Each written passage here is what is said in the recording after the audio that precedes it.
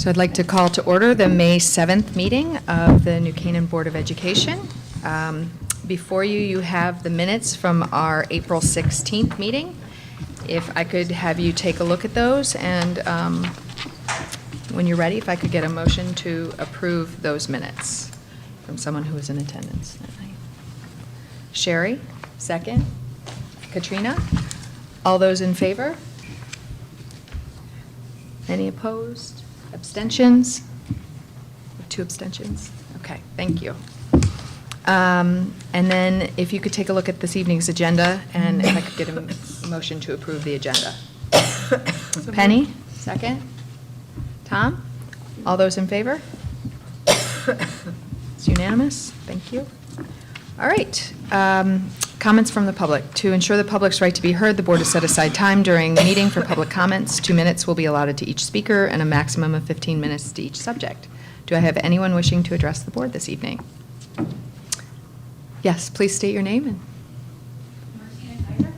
Okay, when you come to that. Hi there. Thank you so much for allowing public commentary in this meeting. My name is Martina Kaiser.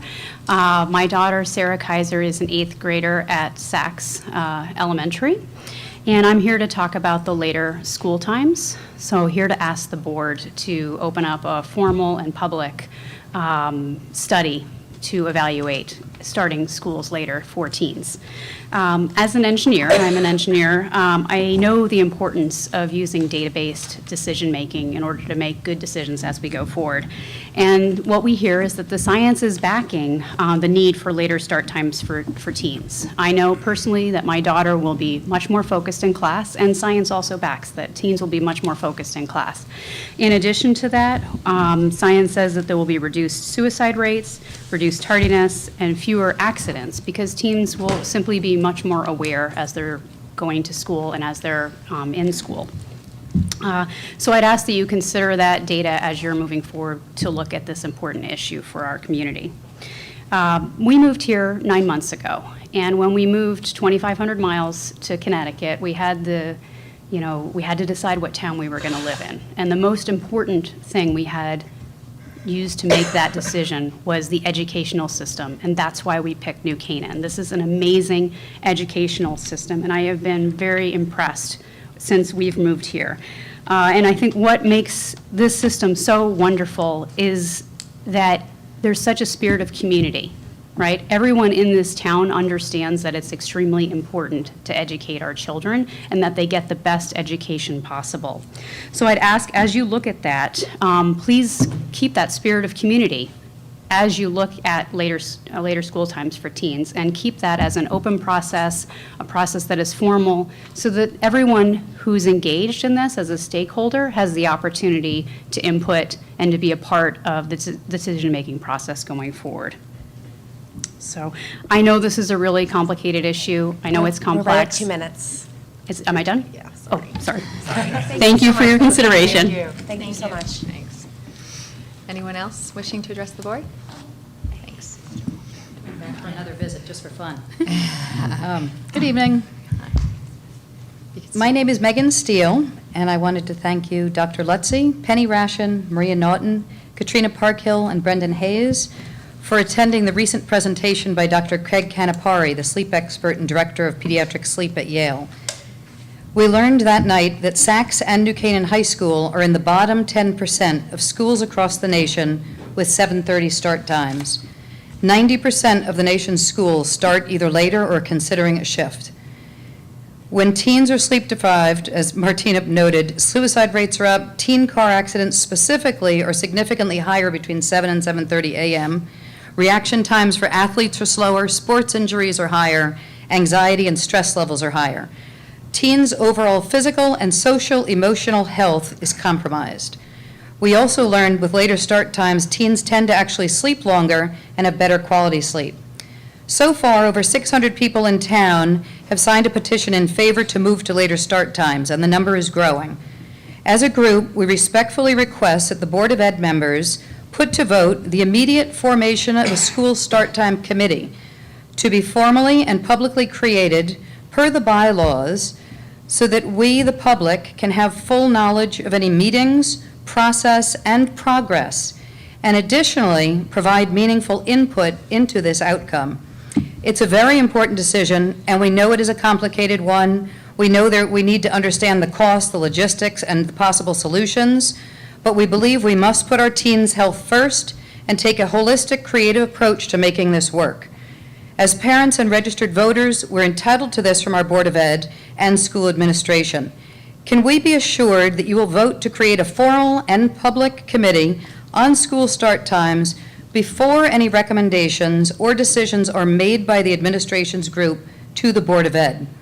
Respectfully submitted. Thank you very much. Thanks, Diane. Okay. Anyone else wishing to address the board this evening? Okay. You could state your name, that'd be great. Hi, my name is Kelly Gray. I have a 9th grade girl and a 7th grade boy, and I'm in favor of the later start for school time. My main concern is for my kids' health. This is a period of time in their lives when they are developing both physically and mentally, and studies show that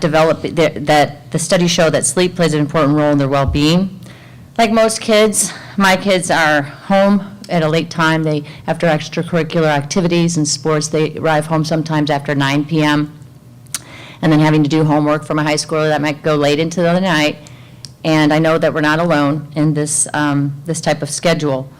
And this then leads us to waking up at 6 a.m. So we struggle to get to school on time, and I'm sure we're not the only ones. I would like to know if there's an incident of tardiness for grades 7th through 12th. Has a study been done on how much school is being missed due to tardiness? Is there a way to count the instructional minutes that are lost? I would also suspect that there are a number of children who miss the bus and therefore are driven to school at a later time. Have we ever done a study on that? What is the number of 7th through 12th grade students who are supposed to ride the bus? And what is the actual number of riders on a daily basis? Perhaps these numbers plus the incident of tardiness would reveal that a later start time for our schools is the best decision. Thank you. Thank you. Anyone else wishing to address the board this evening? Okay, seeing none, we will move on to our reports and recognition. The first item on our agenda is the standards-based grading with Melinda Myers. Meyer, sorry, singular, not plural. Before we go on to that, can I? No, there's no comment. No comment, okay. So as Melinda's getting set up, I just want to introduce Melinda Meyer, who is our K through 8 coordinator.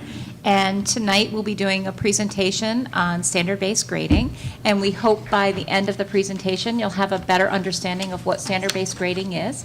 You'll understand the history of standard-based grading and why it began in science, and hopefully get a sense of how our students feel about standard-based grading, and then also to talk about where we are for next steps. So. And I know Melinda has quite a crowd here this evening with her, so I'll allow her to introduce everyone. Thank you to the Board of Education and the community for providing the opportunity to share with you tonight standard-based grading. At past board presentations, you have heard from many of New Canaan Science educators, either in person or through their video clips. And tonight, you will recognize both the new and familiar faces in the audience. And as I introduce them, I ask them to give you a little wave so that you can put a name to a face. So starting in grade 5, we actually have a transition teacher, Terry Rendy, who teaches our grade 5 program, bridging from the elementary school to the middle school. We have grade 6 teachers, Alicia Collins and Laura Podamani. Grade 7 teachers, Anna Loper, Alicia Rovinelli, and Ashley Walsh. And grade 8 teacher, Stephen Tomasowicz. We're also joined by our district coordinators who have co-authored some of the slides that we will see tonight, and our supportive SACS administrators.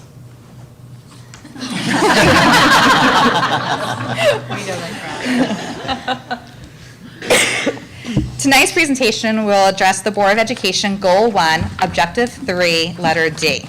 It reads, analyze and update Board of Education on standard-based grading practices in science in grades 6 through 8.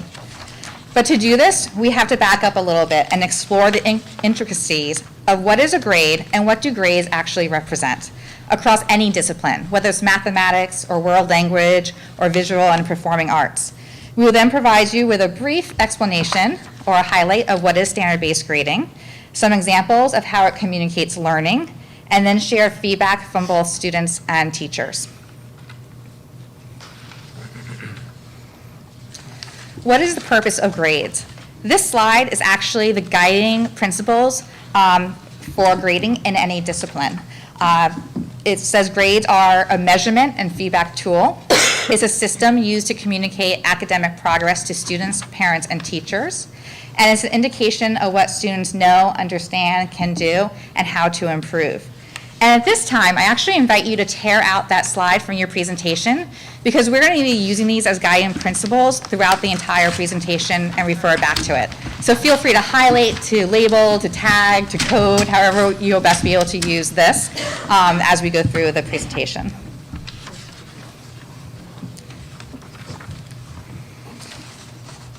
Students are assessed in a variety of ways.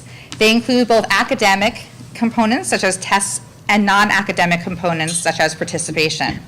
They may be formative assessments used by students and teachers to monitor their progress, or summative assessments representing final understandings. All of these assessments are communicated to parents and students, but how they are represented is one difference between traditional grading and standard-based grading. Researchers describe standard-based grading as a system of assessing and reporting that describes student progress in relation to standards. It represents depth of understanding of a standard, and what this means is that students might be identifying or applying or connecting, predicting. It's a growth model, which means that it represents and communicates where the student is currently performing. So in traditional grading, you tend to have an average that represents the end of quarter work. So the beginning of the unit, when learning is new and fresh to students, they might be scoring in the 70s.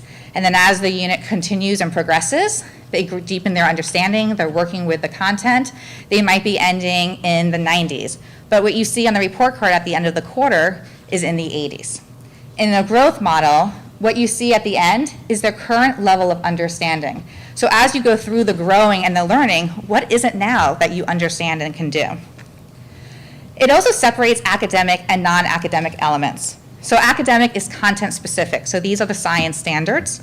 And non-academic are the organizational, time management, collaboration, or participation, pieces that are outside of the standards of science.